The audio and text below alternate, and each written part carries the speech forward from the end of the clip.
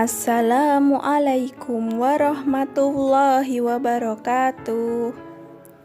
Piye kabare bocah-bocah kelas 5? Ketemu maneh karo Ustazah Poppy ing pasinaon basa Jawa. Ing pasinaon dina iki awake dhewe arep nyinaoni babagan ukara lamba. Apa iku ukara lamba? Ukara lamba yaiku ukara kang polane mung siji. Ukara ing basa Indonesia artine yaiku kalimat. Ngrakit ukara lamba iku supaya bisa nggawe paragraf. Pola ukara JWLK.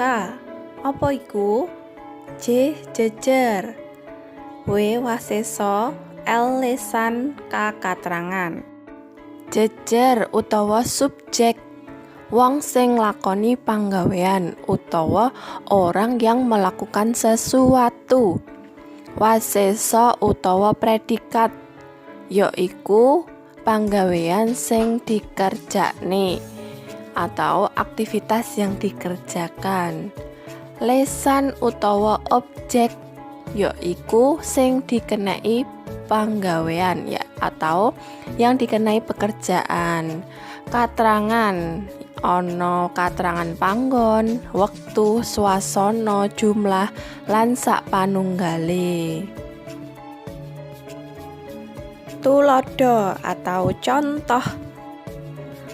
Nah, gatekno ukara iki.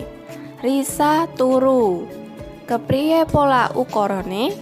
Ning kene Risa iku jejer, turu wasesa. Tuladha kepindho. Aku mangan telo. Aku jejer, mangan wasesa, telo lesan. Tuladha meneh.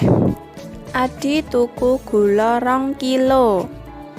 Adi iku jejer, tuku wasesa, gula lesan, 2 kilo katrangan jumlah. Sesuk bocah kelas 2 nggawa kembang.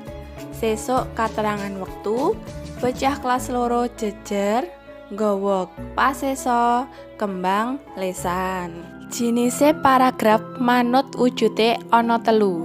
Siji, paragraf deduksi, yaiku paragraf kang ide pokoke manggon ing ukara wiwitan. Dene ukara-ukara liyane minangka ukara panerang. 2. Paragraf induksi, yaiku paragraf kang ide pokoke manggon ing ukara pungkasane paragraf, yaitu di akhir paragraf. Dene ukara-ukara liyane minangka ukara panerang. 3. Paragraf campuran, yaiku paragraf kang ide pokoke ora ditulis kanthi terang-terangan atau tersirat.